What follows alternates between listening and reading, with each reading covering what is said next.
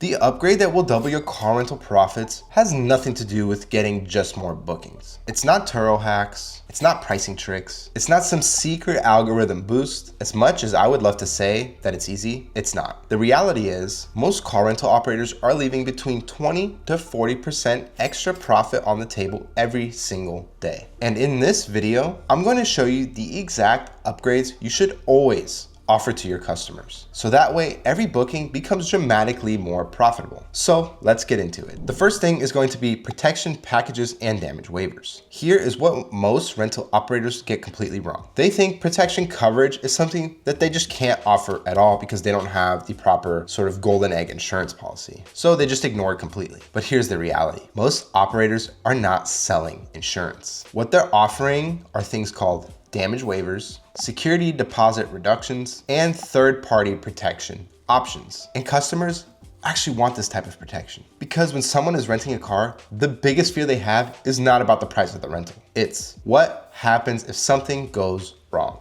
For example, we worked with one fleet owner who was taking $2,000 security deposits. Customers hated that, so we introduced the following. Basic protection means nothing. You pay the $2,000 security deposit, you go on about with your rental. Next is a standard protection plan. This actually didn't really add any extra protection, but it lowers the security deposit. For this, we would charge $19 a day for the rental. Because at the end of the day, when you are taking a lower deposit, the customer is still on the hook. So if you have a card on file, it doesn't really matter. It's just a perceived value. So you're collecting extra on the daily rate, but if anything actually happens to the vehicle, the customer is still responsible for it. And you're not negating a deposit, you're not negotiating the deposit, you're just offsetting it through the extra charge on the daily rate. And the next is selling premium coverage, which is $39 a day for essentially liability coverage, meaning any damage to other vehicles. What you can do is you can purchase third-party liability protection on behalf of the guest for your vehicle. And that way, if they hit another car, the other car is protected. Has nothing to do with your own vehicle. You can get these types of insurances for pretty cheap, and you can just add an extra fee on there. For example, charging $39 a day, you might be able to get this extra liability coverage for $20 to $30 a day, just depending, or you can self-fund it depending on your risk tolerance. This type of protection does not replace insurance. And when you're renting high value vehicles, what tends to happen is you're going to have a customer that has full coverage insurance anyways. Again, so there is a perceived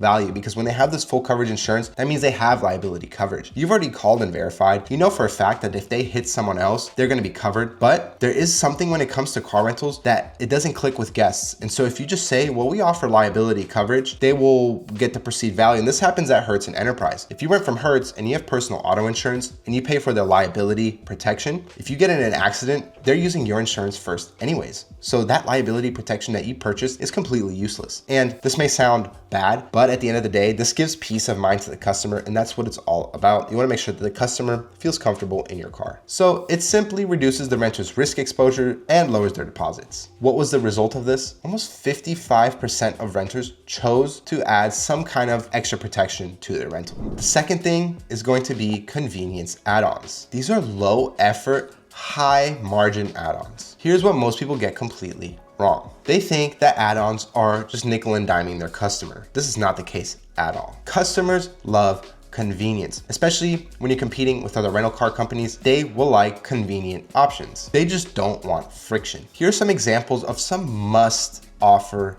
upgrades for your fleet. Airport delivery and pickup. You can charge a premium price for this. People, especially if they're renting luxury and exotic cars, they don't want to hop in some Uber, go to your location. It just takes a lot of time. They would rather just get in from their flight, get to the airport, and pick up the car. You'd be surprised how much people are willing to pay for this service, and you can even offer this on one-way trips and make a lot of money doing this. We would have cars that would go out in San Diego. People would ask to drop them off at LAX. Sometimes for something like a Corvette, we would charge like $800 to do that. And that would add so much to our bottom line. We would send an employee off in an Uber, and at the end of the day, we would still collect a good chunk of profit just by offering airport services because people want it. Next is going to be child seats. If you have a couple child seats in your fleet, you can find them cheap on Facebook Marketplace. Just make sure they're not expired. And by doing that, you can charge $20, $38 extra per day for a child seat. I have a child. I've traveled with child seats. It's a pain in the butt. And if people could just pay rather than checking it in the airport, lugging it around the airport, it's super heavy, it's super inconvenient. If they can just have their card pull up with a child seat installed, it's going to be so convenient for them and people are willing to pay for that. Give a prepaid fuel option. Now, when it comes to this, you can charge similar to what it costs to fill a tank, maybe an extra $10 or $20. But what tends to happen, yes, some guests, they will pay the prepaid fuel option and they will return the tank on completely empty. But a lot of the time, guests are busy during their travel and they're not planning around their gas tank. So if you're doing short-term luxury and exotic rentals, due to the mileage limits, a lot of the times, if they're renting it for one day and they pay for a refuel, that means they have to go several hundred miles, meaning they're over the mileage. So you're collecting on mileage if you're getting it back on an empty tank. Now, in other cases, they may have to refill and it comes back at quarter tank, half tank. I've even had guests prepay for the refuel and return it on a full tank. So there's definitely money that you could be missing out on if you're not offering prepaid refuel. You can also offer late return flexibility. Now, what I used to do is if a guest was going to be, they're telling me they're gonna be 1 or 2 hours late, with some rental companies, you're paying for a full day when you're doing that, right? And what I would do is I'd be like, oh no, it's okay. Just return it 2 hours late just so I can close the booking. Well, just charge an extra fee for a couple hours. Don't give more mileage. Don't give anything extra. Just say, yeah, if you wanna return the car late, it's gonna be an extra $50. You'd be surprised at how many people actually return the car late and are willing to pay the price, because if they're perceived that they may be paying for a complete full day for an extra 2 or 3 hours, it's better just to offer them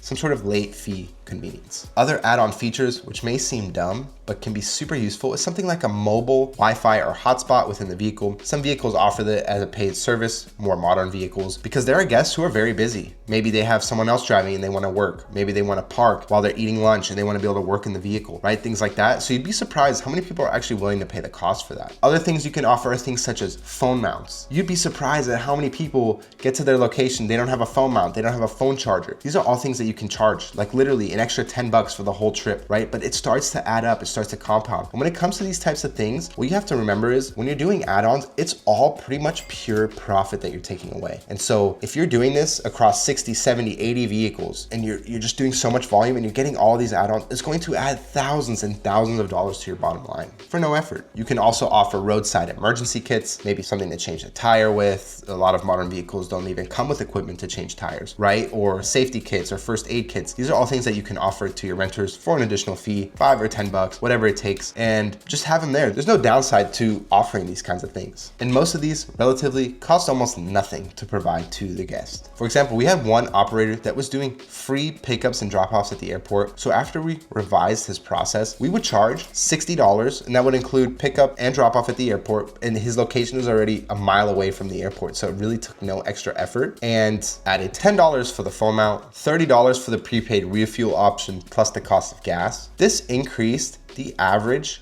take home from bookings by $67 per booking. No extra cars, no extra marketing, just smarter monetization. This unlocks higher revenue per booking without increasing your fleet size. And this is exactly how you scale profit without scaling risk. And here's the best way to implement them. Bundle these packages. Don't just list them off one by one. For example, you can have an offer such as the travel convenience package. That's going to be $59. That's going to include phone mount, prepaid refuel, and a child car seat, for example. People would rather just buy the bundles than look at each line item and check off individual things. If you're doing it individually, the chances that you get more things checked off than not is very unlikely. And here is where it starts to get interesting. Adding in vehicle experience upgrades. This is where most rental business are asleep. And here's what they get wrong. They treat the car just like transportation. Smart operators treat the car like an actual experience, especially if you're renting luxury cars, exotic cars, SUVs, vehicles that are present at events like vans. So here are some upgrade ideas that you can implement into your business. You can give VIP delivery experiences. You can do red carpet drop-offs for weddings where you don't even have to rent the car. You can just bill them for the experience and charge them essentially the daily rate just to pull it up and park it, minimal use to your car. You can have something like a performance driving tutorial. You can offer photo shoot packages, Instagram ready vehicle presentation. So if people are wanting to do social media, video shoots, photo shoots, you can present it in a way that, well, this car is already ready to go. You can add a photographer in there. There's all types of ways that you can bundle these packages. You can upcharge the photographer. If the photographer charges $200 for the shoot, you charge $300, plus you charge to bring the vehicle and have it Instagram ready. You can offer luxury interior detailing upgrades. This goes beyond just the basic interior wipe down and vacuum. You're selling emotion, not just transportation. This will give your bookings higher perceived value, higher pricing tolerance, and overall better reviews for your business. So when someone is booking, ask yourself, why is someone renting this specific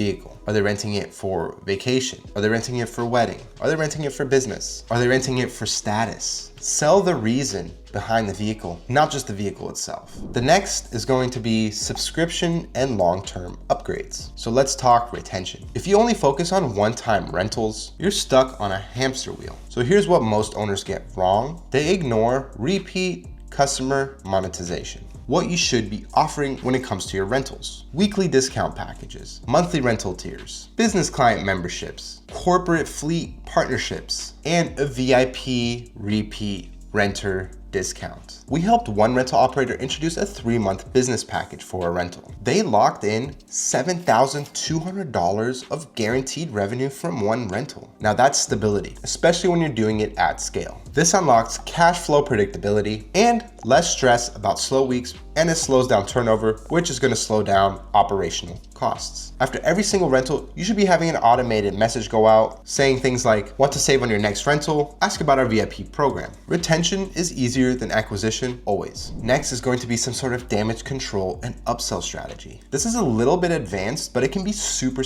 powerful. Instead of charging customers aggressively for minor damage, offer a post-rental protection upgrade. For example, and this is going to depend on your vehicle, of course, the types of vehicle you're renting. So just for the sake of it, for example, you could charge $29 to waive really minor cosmetic damages under 2 inches. Maybe a light surface scratch that could just literally buff out at the freaking car wash. People will happily pay for risk reduction. It reduces disputes, increases satisfaction, and it boosts back-end revenue. So here's the real mindset shift when it comes to implementing these things within your car rental business. The car is the front-end product. The upgrades are the business. Because if you only focus on bookings, you're competing on price. If you master your upgrades, you're competing on value. And value is going to win every single time. That's pretty much everything I have on secret upgrades for your car rental business. I know there's a lot here. And if you're serious about starting or scaling an existing car rental business, I'll help you avoid expensive mistakes and build a plan that actually works for you in your market. I do a limited number of one-on-one strategy calls, and in those calls,